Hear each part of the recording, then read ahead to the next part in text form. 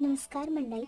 आज आपण कागदाची सुंदर गुढी उभारणार आहोत, जी तुमच्या सणाला आनंदाचे रंग देईल. तर चला सुरुवात करूया. एक सुंदर रंगाचा कागद घ्या. कागदाच्या आकारावर थोडं लक्ष देऊन त्याला तुमच्या आवडीनुसार निवडा, मोठा किंवा छोटा.